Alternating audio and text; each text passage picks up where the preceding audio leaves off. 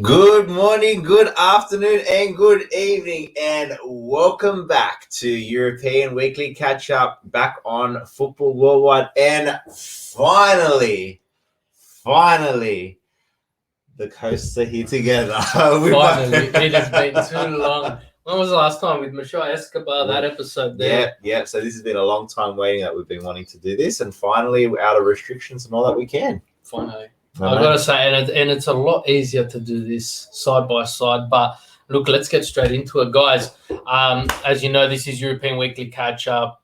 Follow us here at Football Worldwide. Don't forget to like and subscribe to our content. We are bringing you shorts daily, so keep an eye out, all the breaking news and so forth. But before we get into it, let's recap what we're going to be covering today.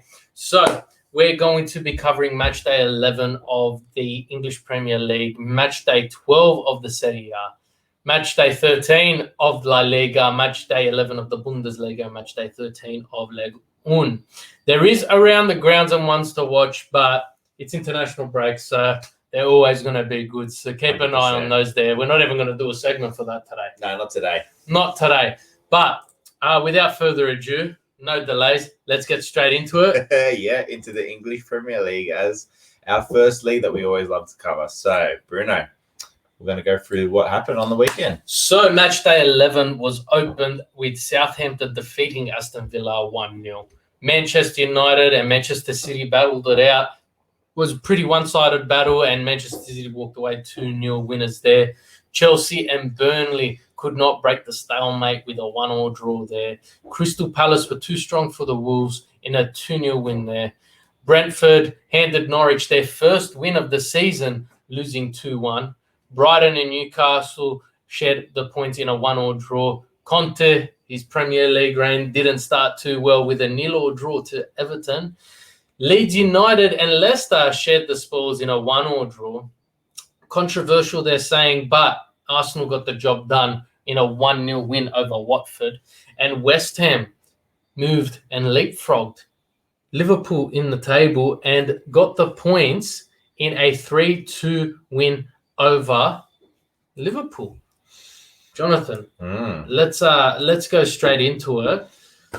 We will I want to run straight to the Chelsea-Burnley game because I'm not going to spend too much time on it. Chelsea are the league leaders, but their deficit was cut this week by Manchester City because they struggled against a Burnley team. Not lack of opportunity. No, definitely not. They had 25 shots, got only the one goal, missed some glaring opportunities.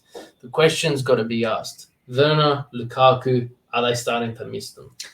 When you're saying 25 total shots, like not too many of them were actually on target in that instance as well. So you got to think, without having a prolific striker up front, they probably are missing them at the moment. Look, Burnley were doing a great job, but it was one of those frustrating games. And you throw it back to, I think it was Celtic Barcelona. Barcelona had something like 40-odd shots, and Celtic had one and won 1-0. Yeah. That one shot. Yeah. And sometimes teams just play well like that. But let's move to the I wouldn't call it the surprise of the weekend, but West Ham, they've moved into third place, Jono. Yeah. Tell me, what's happening here? Got to give credit where credit's due. West Ham have been the giant killers this season. They've taken points off a lot of the big teams, and especially in the top four.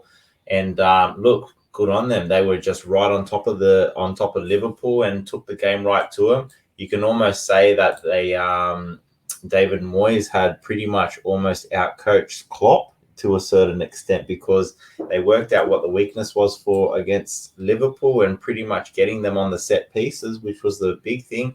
Alisson was probably the worst game I've seen him play. He, to me, was the major factor in conceding the 3 goals as well. But you got to say that the defense at Liverpool, they're conceding too many goals at the moment. Yeah, look, I think it's starting to take their toll, and we'll touch on it later, but fixture congestion's coming up, international breaks coming up, and Liverpool are going to be one of the few teams in the Premier League that suffer come January when the African Cup of Nations come around. Definitely. And you're missing the likes of Mane and Salah and some of their key things. So if they can't keep up with the top now, you can really expect them to start dropping points come January. But let's move to the derby, the game which was my ones to watch. Yeah. And it was phenomenal. But Manchester City came out 2-0 victors over United. Personally, as a City fan, I'm always worried going up against United, against Ole. Ole was the only active manager in the Premier League that has a better record head-to-head against Pep. Very few have that. Yeah. And Ole does. I think it's only Tuchel. But that's starting to level out as well. But they just did not look the part at all. No, and in saying that, again, there's two sides to the story on this one as well. As good as Manchester City were, and then flip at the other side, as poor as Manchester United were. So there are so many ways that you can carve this up, but you got to give credit to João Cancelo. What an absolute game he has been phenomenal. I think it's criminal that Juve gave him to City for free and paid to get a defender off them. It is criminal. But I want to throw it to Ole. You go into the game against one of the most informed teams, not just in England, but in Europe / the world. Yeah. And you put 5 in defense, giving Manchester City all the freedom they want outside the box. If anyone knows Guardiola, you know it's going to be that passing game, dominate possession, create your chances. And when you've got 5 players sitting back, it's tough. But Bailey looked in all sorts before the own goal, which was very early on. And it was, it was a long time coming. And if it wasn't for David De Gea, who had an absolute blinder, it would have been 3 or 4-0 before halftime. But he pulled up some amazing saves, and David Silva got the better of him due to a lack of poor defending. But they're just in shambles. Varane missing, and they just look confused. They didn't know what to do. And when you're defending that much in a game, Ronaldo is quite useless.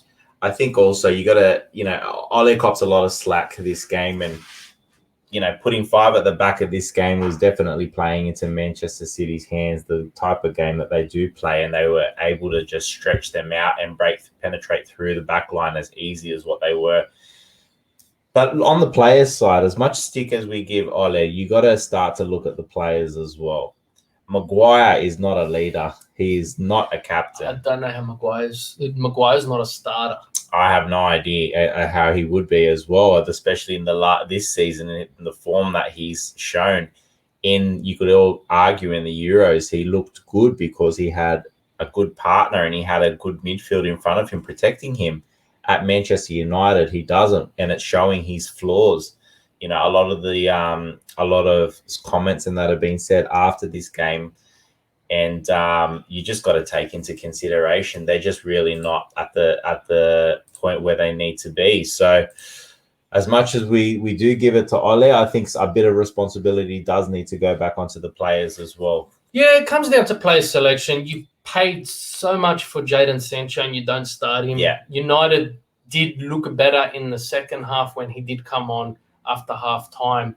But I was sitting with a couple of mates, we were watching the game, and I said to him, I go, are United playing better or is Pep defending a lead? Yeah. Because you're playing in the biggest game in England at the moment. Yeah. Is Pep defending the lead and allowing them? Yeah. Because he didn't have Cavani up front with Ronaldo. He had Greenwood, which was a terrible decision as well. And Donny van de Beek made a nice cameo appearance, but it wasn't the best start for him.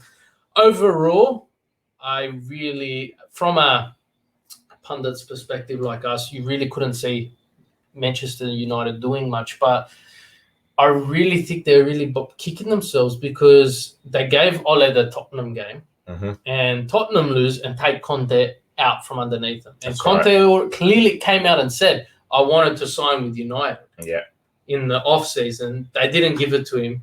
Now, there's only one manager I think that's out there that could help him, and that's Zidane. And he's already come out and said that he won't go to Manchester. So they're pretty much stuck with what they've got. But I think that's enough of the EPL. If you wanted a more exclusive coverage on it, be sure to go check out Mo on the Everything. Everything EPL, which you can check out on the channel as well, guys. So moving into the next league, which is the Italian Serie A, and bringing up the results of what happened in match day 12. Sorry, technical difficulties. And starting from the top, guys, we've got Empoli and Genoa played a 2-2 draw. Spezia got a 1-0 win over Torino. Juventus left it late, but 1-0 over Fiorentina. Atalanta got a 2-1 win over Cagliari, who are cemented at the bottom of the table. Venezia pulling out all the strings, which we're going to cover a bit more. 3-2 over Roma. Bologna 2-1 over Sampdoria. Udinese in a 5-goal thriller, 3-2 over Sassuolo. Napoli and Verona played a 1-1 draw, which kept Napoli at the top of the ladder. Lazio, too good for Salernitana, 3-0, and the Milan derby finished 1-1 between AC and Inter Milan. Bruno, first one I wanted to cover. We've got to talk about Venezia 3-2 over Roma. Look, after 3 minutes, Venezia came out of the blocks firing. They get the goal, and Roma looked in all sorts. Yeah, and it really came down to class. And before halftime, there was 2 quick-fire goals taking Roma ahead 2-1 at halftime. And you really think at this point Roma were good enough to get a point, definitely, let alone win. Yes. And you just had the confidence that Mourinho knew what he was doing and the players knew what they're doing. And Venezia got the two more points. And they've done really well this season, considering they were considered to be in the relegation battle.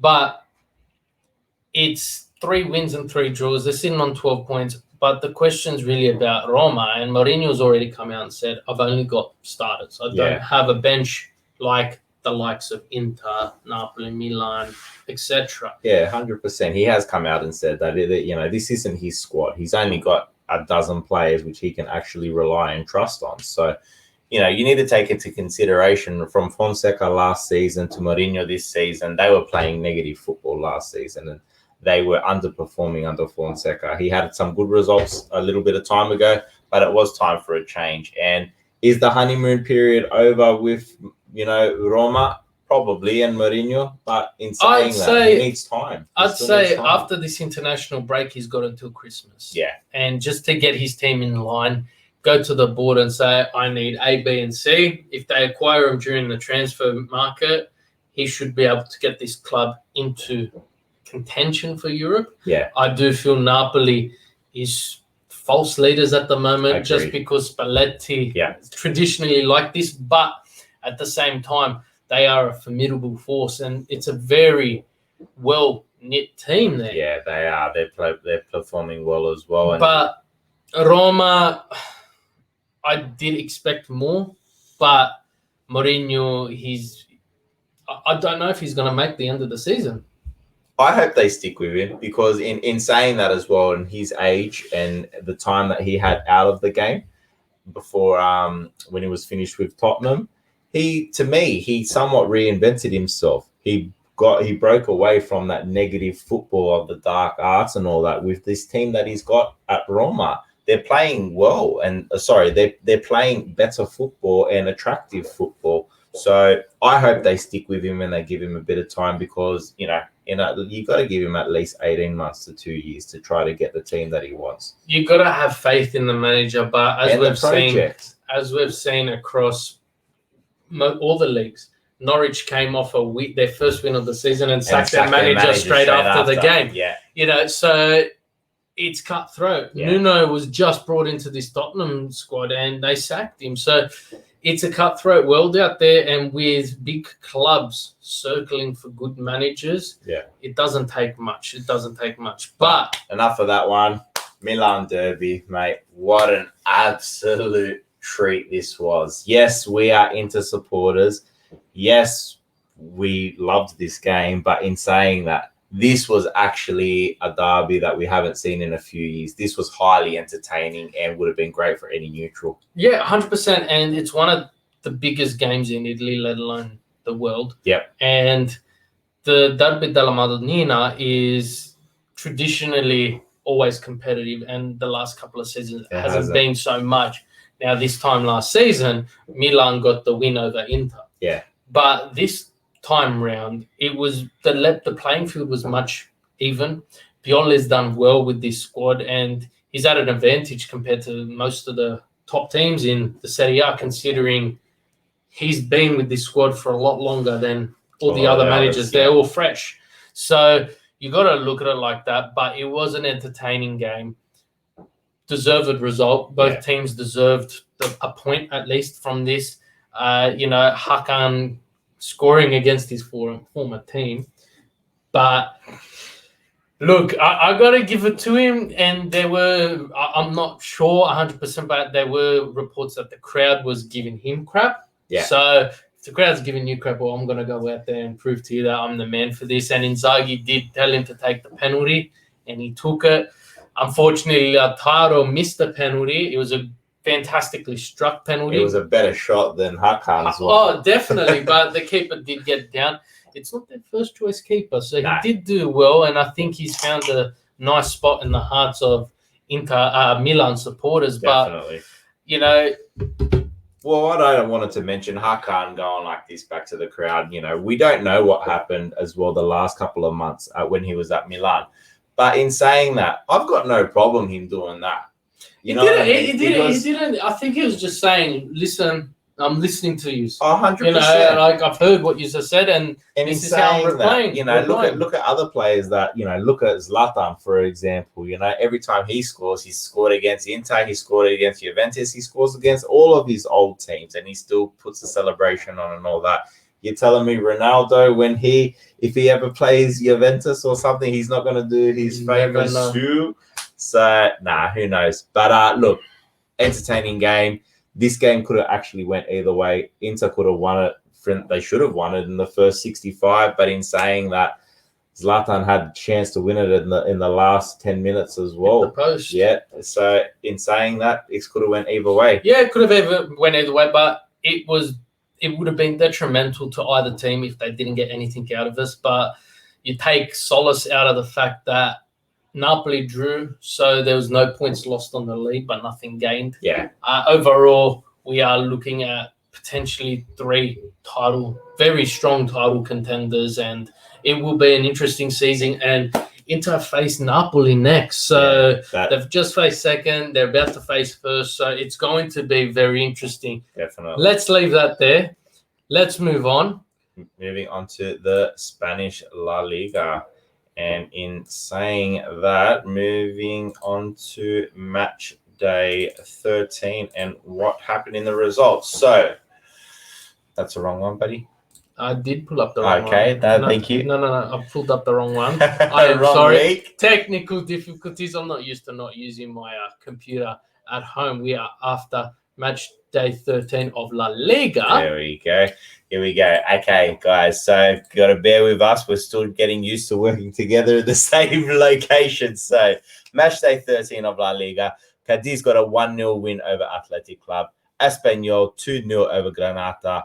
Celta Vigo came back for a 3-3 draw with Barcelona. Alvarez 2-1 over Levante. Real Madrid still too strong. 2-1 over Rayo Vallecano.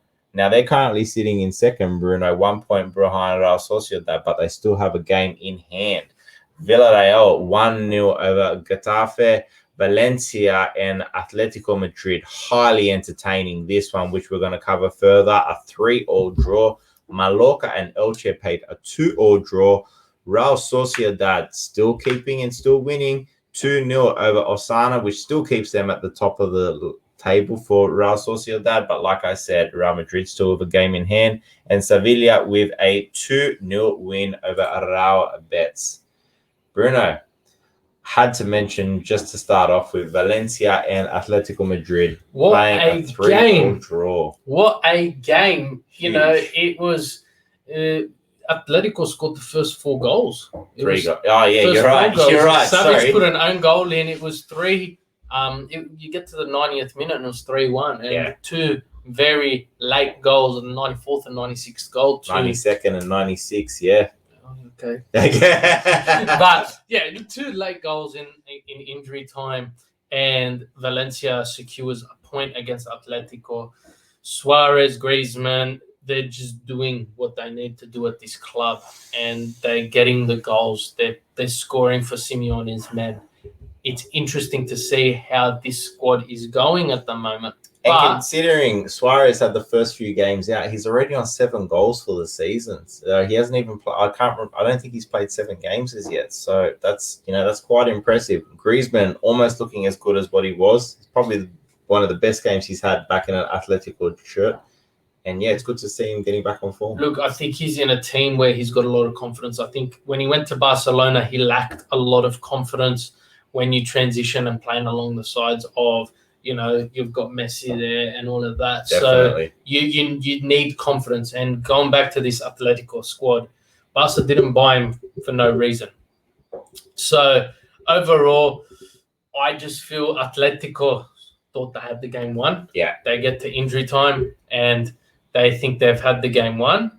But it was one of those things where they just didn't manage to get all the points that they needed. And it's critical when you've got a Real Madrid squad, which is absolutely on fire. Yeah. But Barcelona, Jonathan, they were up 3-0 at half-time. I know. And then the veteran Aspas decided to turn up and put the game on its head. 2 goals in the second half. Last goal was in the 96th minute again as well, that they scored to make it a 3-all draw. Bruno, main thing I wanted to mention here, this was the last game of the interim coach. Xavi's back, or playing, sorry. Xavi is at the helm, managing for their next match. He's came in with an iron fist this week, put down for the whole club 10 rules that the club need to abide by. Just to mention a few, players need to rock up 90 minutes before practice. Staff need to rock up 2 hours before practice. They're all going to have their meals together. Penalties and fines are going to be applied for if the rules are broken. All this type of thing. He's come down hard. This military approach is phenomenal. I love it. It's phenomenal. And having meals together and building a bond, we see it a lot in the Serie A. When a squad's not doing too well, they'll go on a retreat. Correct. They'll go into a camp. And yeah, Juventus just had one recently. Juventus just went into one and they sing Kumbaya around the fire. But It's all about bonding together. Yeah. Right. And this Barcelona squad looks extremely disjointed. Yeah. And after the Aguero incident in their last domestic fixture, him going off injured, you got to really question what's happening there. There's a lack of how they're going to approach the rest of the season. And Xavi was part of the golden generation at Barcelona. The players there have a lot of respect for him. Yeah, and he commands respect. He's an idol there, and so he should be. And they should be doing anything possible or whatever he asks, because at the end of the day, the performances that they're putting on the park are just not good enough for Barcelona as a team, and from what we've known and seen from them in the past. But enough said. Moving on to the next one, the German Bundesliga. And what a week it was in the German Bundesliga. Before we get into the results, there were some amazing fixtures. So stay tuned to hear what they are. Mainz kicked off a nice draw against Mönchengladbach, who Mönchengladbach defeated Bayern Munich 5-2, I think it was a couple of weeks ago. So a great point there for them. Bayern Munich got the job done against Freiburg 2-1. Bochum defeated Hoffenheim 2-0. Stuttgart could not impress their fans at home, losing 1-0 to Arminia. Wolfsburg, they're doing well at the moment under this new manager, winning 1-0 against Augsburg. RB Leipzig took the sword to Dortmund and won 2-1. What a great fixture that was, Jono. I want you to cover that for me a bit more in depth. Hertha Berlin and Leverkusen shared the spoils in a 1-1 draw. Holland and Union Berlin shared the spoils in a 2-2 draw, and Gutherfurth were not good enough, hosting Frankfurt, losing 2-1 there. But the story is, and we say it every week, Jonathan, Bayern Munich, they're doing what they need to do to get the job done. They win 2-0. Can 2-1. they be? They win 2-1. Can they be stopped? I don't think so. No, Don't think so. They've just got answers for every question everyone asks, and I just think we're just going to repeat ourselves every time. So let's move our attention across to the Leipzig-Dortmund fixture. It was a hard one to pick. Yeah. Both teams are doing extremely well. Ajax pumped Dortmund in the Champions League, whereas Leipzig got the draw against PSG. So what do you take from this fixture? You got to give credit to Nkunku again. He is such a phenomenal player. He's the goal he scored. He went straight through the defense. He actually went around the keeper, and he just the cutest acute angle to just put it in the back of the net. And credit to him. Look, in all seriousness, he's turning into one of my most favorite strikers. To be honest, he's just amazing. Royce scored in the second half. Dortmund just soft in defense once again. They've really got some problems out back, and for some reason they just can't seem to beat Hummels in particular. He scored a couple of goals in the last couple of weeks, but it's like he's forgotten how to defend. They've got some problems in defense, and in saying that, Bruno, I want to ask you as well, do you think the whole Champions League and the fixtures coming into each other, too many games in such quick succession, do you think it's actually affecting them now? I think it's affecting all the players. Yeah. You know, you got and when it comes to these top teams like Bayern Munich, Dortmund, Manchester City, Inter, Napoli, all the big teams throughout Europe, they also have international break, and you're not traveling a couple of hours between stadiums with your team in the same country. You're traveling all over Europe. Yeah. And you're traveling all over South America. Yeah. You're traveling all over North America. It takes a lot out of you. You're there, you're performing. If you don't get a good result for your team, some players are rocking up 24 to 48 hours before their next match day. Yeah. Then you've got Champions League, you've got domestic cups. Germany is doing well in managing. They're on match day 11. And they haven't had a midweek fixture yet. Correct. They did have a couple of their domestic cup fixtures, but I just think what this comes down to as well, Bruno, and this is something that we mentioned at the beginning of the season. 18 teams in the Bundesliga.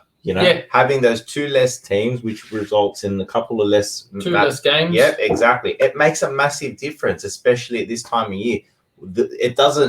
It just shows Bayern Munich is such a dominant force year in, year out, not just domestically, but in Europe as well, because they've got a timetable which can abide to them and works to their favor. Yeah, and I just think they're looking after it, but it does catch up with you. Yeah. And when you got players like Haaland getting the injury he's getting, you just got to think, well, is it because the guy hasn't stopped? Yeah. And I mentioned Pedri for Spain and Barcelona. That's right. It's tough.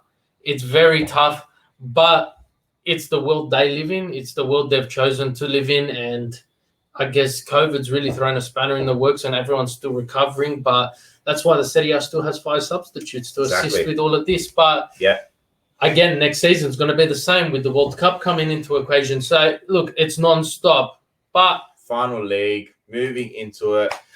The French Ligue 1, Bruno, bringing up the results of what happened in match day 13. So match day 13, Lens absolutely destroyed Troyes 4-0. Lille and Agnes shared the spoils in a 1-1 draw there. PSG wasn't too easy for them. They won 3-2 against Bordeaux. Marseille surprisingly drew 0 with Metz at home. Lorient were not good enough for Brest, losing 2-1 there. Reims and Monaco, again, another surprise here, 0 draw between them. Saint-Étienne and Clermont-Foot. Well, Clermont-Foot got 2 goals in, but Saint-Étienne put 3. Nantes and Strasbourg shared the spoils in a 2-2 draw. Nice were not good enough for Montpellier, losing 1-0. Rennes, I don't know where they've come from. I don't know where they're going, but they're traveling very well, defeating Lyon 4-1. Jonathan, PSG, they've been the talk of the league. They've been the talk of the world after the transfer window they've had. What What's lacking? Is it the chemistry's there? Not there yet. The chemistry is not there, and I think I feel like we're going to repeat ourselves week in, week out. They're just not balanced, Bruno. They literally are. They've got, well, they were Messi less this week for some reason. He's injured, but he's going to play for Argentina in these qualifiers as well. So go figure that. But it's actually, did you know, it's actually written in his contract that any international call up, he can actually go, which PSG agreed to. Pochettino is absolutely spewing about it. You can't play for PSG, but you can go play for Argentina. Don't know how it works, but it's in his contract. Look, you got to give credit to Neymar and Mbappe. First 2 goals combined, unreal together. Neymar got the first 2 goals. Mbappe got the third. But again, the balance in regards to having such superstars up front and not defending from the front, not pressing, just leaves so much room behind, which allowed Bordeaux to actually get those 2 quick goals just before the end of the time. If this game went for another 10 minutes, Bruno, it would have ended up a draw. They were coming home that strong, Bordeaux, and PSG had no answer for it. Look, I think Mbappe played a phenomenal game. Yeah. He got the goal. He got 2 assists. He had a foot in all 3 goals. This team lacks composure. They need to go to a retreat. They need to go to the campfire. They need to sing Kumbaya. Simple. Yeah. But I got to take it away from this squad because this is a phenomenal squad and they should be doing a lot more, not just in the domestic league, but in Europe. Yeah. I take it to their manager in Pochettino, who I don't know why they picked him for such a role, but what's he done with this squad? What's he done? What's on his resume? There's nothing on his map. He made a Champions League final with Tottenham, but so did Tuchel. Now you look at what Tottenham's done with Espirito Santo. Sorry, we don't like you. See you later. Now they're a mid-table team. This is PSG. Yeah. You've got the money. Sack him. Bring in Zidane. Yeah.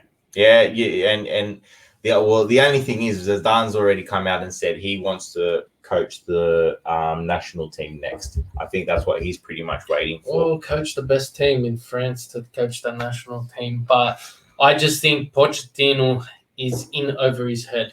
And in saying that, you're 100% right. And as much as we give it to Ole, I think the writing's on the wall for Poch as well. He applied to be a groundskeeper. They gave him the CEO job. He doesn't know what he's doing. I'm sorry, not with the team that's in front of him. When you're a team like, Inter, they brought in Antonio Conte. He's a serial winner. That's right. He knows what he's doing to get the job done. And what did he do? He got the job done. He got the Europa League final. He lost the league by 1 point in his first season, albeit it was in terrible circumstances. But he won the league the following year. Yeah, exactly. And he's off. That's why Tottenham's now brought him in. Pep, serial winner. Zidane, serial winner. Mourinho, slowly getting there, but he's a serial winner in all sorts, in the name of it all. But when it comes to Poch, he's not won a trophy. No, and it just, I think it's pretty much the same as Manchester United in the sense of they appointed Ole because he's a nice guy. They appointed Poch because he's a nice guy. And end of the day, he did good things with Tottenham. But Tottenham aren't the caliber. That's what I meant. That's what I was about to say. Tottenham aren't a top 4 team in England. It's 2 different kettle of fish, isn't it? So, look, in saying that, I think that's it. That was a nice quick one tonight. And guys, this has been great. I'm really glad that we were finally able to do this. Don't forget. Break it down, mate. To like and subscribe because, we appreciate bringing content to you, but we would really love the support from you guys on that front. Let's go through the shows. Everything EPL released weekly after every match day with Mo. SerieA Roundtable released by Anthony. You also got SerieA Roundup, a quick 5-minute rundown of the last match day. Catch Anthony running that show there. If you don't want the full hour-long edition, he summarized it in 5 minutes. And we'll be bringing you more of those. Don't forget to catch us here at Everything European Weekly Catch-Up. And also tune into our YouTube channel where we are doing countless shorts almost daily, just breaking down your local news, Yeah. running down what's happening, Just breaking news, the transfer breaking news, the headlines. Yeah. Yeah. And guys, conversation starter. There will be another episode coming out very soon. So don't forget to tune into that one as well. Tim and Owen killing it with that one. So yeah, that was a good episode last week with the legends of their clubs. Legends. So yeah, that was a good one. Really enjoyed it. Guys, thank you as always. We finally got there. And we'll catch you. Enjoy international break, but we'll still be back next week with another episode. So, special edition. Oh yeah, we might have something special for you. Definitely. Anyway, take care. Ciao.